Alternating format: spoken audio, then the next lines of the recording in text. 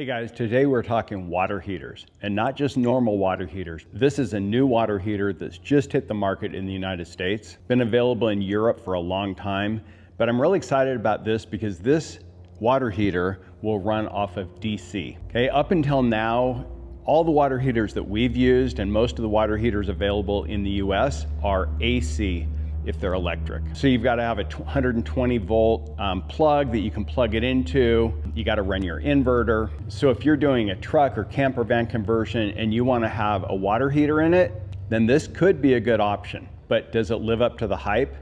We're going to test it out and find out. So if you're building a truck or camper van and you want to do a plumbing system with a water heater, then this video is definitely for you. So let's get into it. Okay, so this right here is an electric water heater made by a company called Pundmann. Okay, P-U-N-D-M-A-N-N. It's a German company. These water heaters have been used for years in Europe, but one of our vendor partners, GoCode, has just introduced these in the United States. They also have a 3-liter, a 6-liter, this 9-liter, and a 10-liter that has a few different features that I'll get into in a few minutes. Before you start thinking 2.3 gallons, that's nothing. Well, you know, the little Bosch water heaters that a lot of people use their vans are 2.5 gallons. We used those in our first couple of van builds. They worked fine. There were plenty of water for washing dishes, taking a quick shower.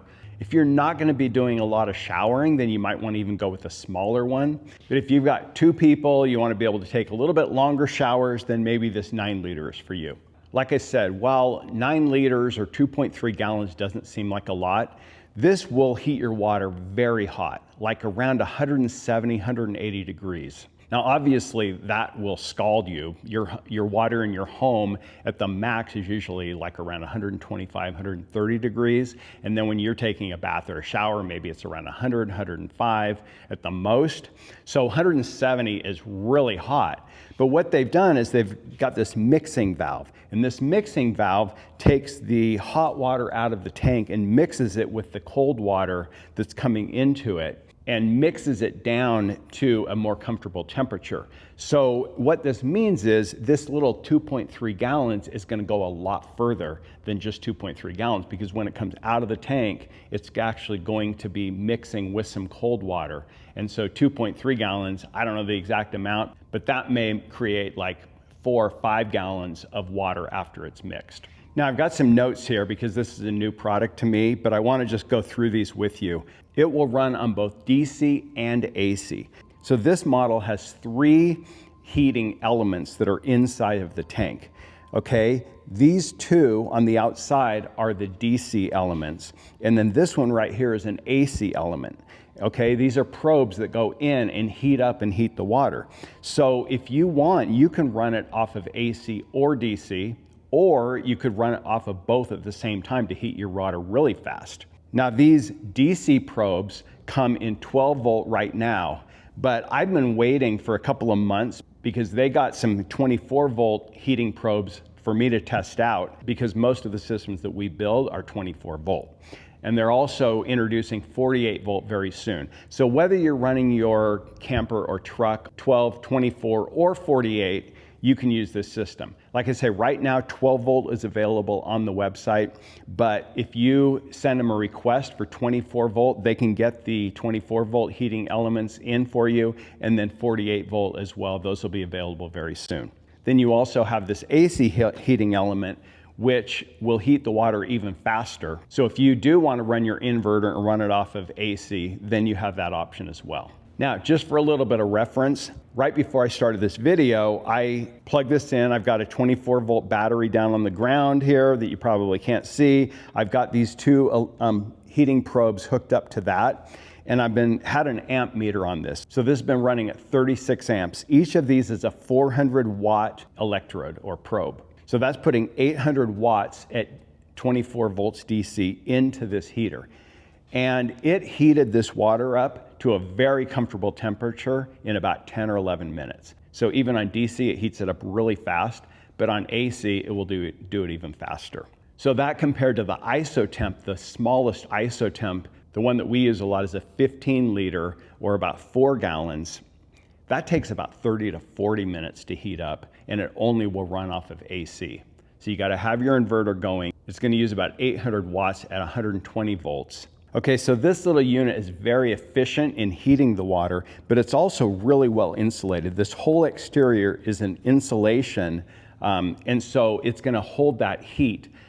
Similar to the IsoTemp, what we recommend is run this while you're driving. Then your alternator charging is going to take care of heating this. And then if you get to your campground later on that night or even the next morning, you want to take a quick hot shower, wash dishes, you can either flip on the AC and zap it really quick or turn on the DC and wait 5 or 10 minutes, and it's going to heat that water back up because it's already going to be somewhat warm. Now, another thing I really like about this unit is it's got a drain down here on the bottom.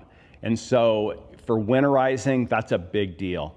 Like I said, the first couple of vans we built, we used the Bosch water heaters. There is no way to drain those water heaters without completely disconnecting them, taking them out and dumping them upside down. There is no drain. Those are not intended for campers. Those are intended to go like under a sink in a garage or a utility room or something like that where you just need to heat water in a residence. They're not really made for mobile applications, although a lot of people use them. But we have had those things crack in the winter, and we've heard from a lot of van lifers out there who have had those Bosch water heaters crack on them. So I don't recommend those at all. Now the IsoTemp do have a drain at the bottom similar to this, so that's something that both of these have that's really nice. Now, as I said, this company, Pundman, is located in Germany. These are built in Germany, and they're a leader in Europe in RV water heaters. And like I said, I really like that these will run off both AC and DC because every water heater out there either runs on AC or DC, not both. So you have the option to do either one with this. And I think for most van and truck camper people, you're going to want to run the DC. Our philosophy in building is to run as much off of DC as you possibly can and to run as much off of a higher voltage as possible. So if your system is 24 volts, you want to run as much as possible at 24 volts because that's going to be the most efficient rather than having to convert it down to 12 volts. And so this allows you to do that. Starting in the next few months, we're going to be offering truck campers. Now, truck campers are really becoming the hot item right now, kind of like vans were a few years back. If you haven't ever checked out these truck campers, I'd encourage you to check out Earth Roamer. You can go to their Instagram and see some pictures. You can go to their website. They are amazing vehicles. Now, these truck campers are built on Ford F550 truck campers typically. Huge truck with tons of capacity. These trucks come with no bed, just the chassis, just the frame, and then the entire camper shell goes on the back of these. Now, these are not your grandpa's camper shells. Like when I was growing up, lots of people had the camper shells that were made out of fiberglass or FRP with some insulation in it, and they kind of just set those into the back of a truck bed. This is nothing like that. These are composite shells that are the entire piece is one big piece. There's a subframe that will be building onto the chassis of the truck, and then the camper shell gets attached to that subframe. Now we partner with a company called Thrive Overland. You can see my shirt right here. Thrive Overland is based out of Dallas, Texas. We went down there just a couple of weeks ago and checked out one of their camper shells on a truck, fully built out. It's kind of their shop truck. They've really put a ton of R&D into developing these shells.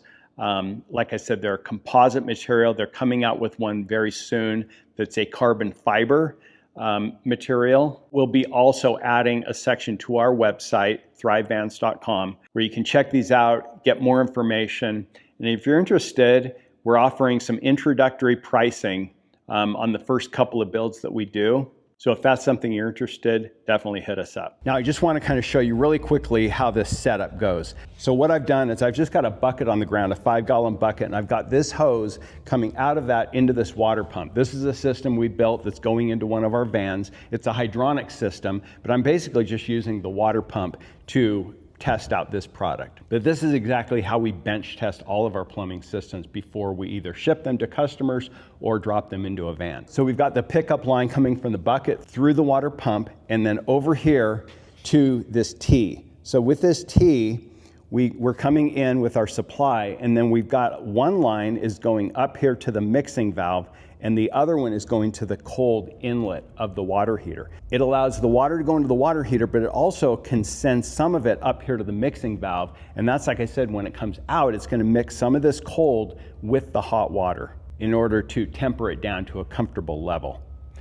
This mixing valve has an adjustment on it, a plus and minus, so you can adjust it to a comfortable level. So this comes in, and then this one comes out of the water heater and then goes around to the mixing valve. The mixer takes that, sends it out, and then right here, I've just got a shower head attached, and I can just spray that into this bucket and get down here. So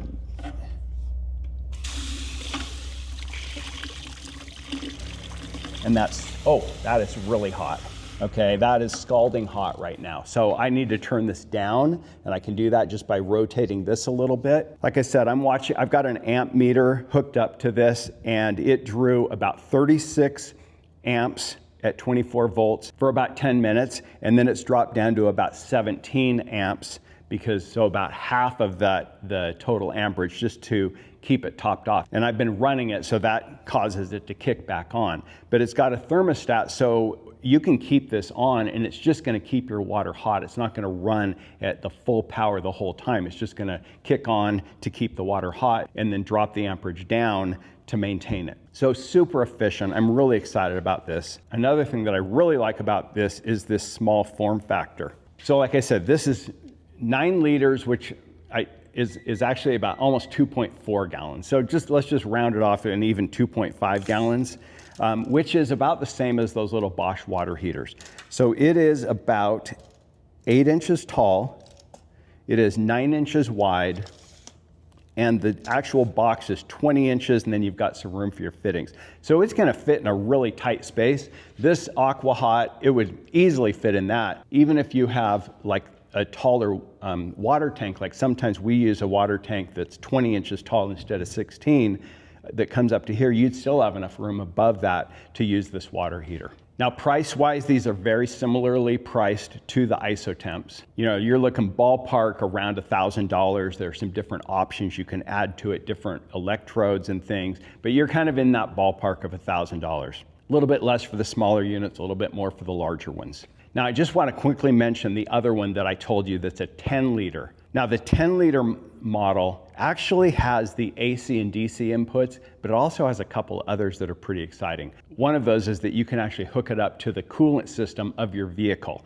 Now, the isotemp has this as well. You hook it up, it circulates the glycol through your engine, but also through this, and heats up the water while you're driving. That's a really nice feature. We typically don't use that feature even on the isotemps, and the reason is for warranties. We're dealing with brand new vans. We don't want to mess with the coolant system of the van. If that was ever to have a leak or a problem out back in the camper van section, it could affect the warranty of your engine. There are ways to do it with a heat exchanger, so you have 2 separate loops. You know, the electric heating is so efficient that we just don't mess with that. But another thing that 10 liter has that's pretty cool, if you're running an air heater like a Webasto or an S-Bar, you can actually connect that to it. And so in winter, when you're running your heater, the hot air from that is going to heat the water as well. So that's a pretty cool feature on that 10 liter unit.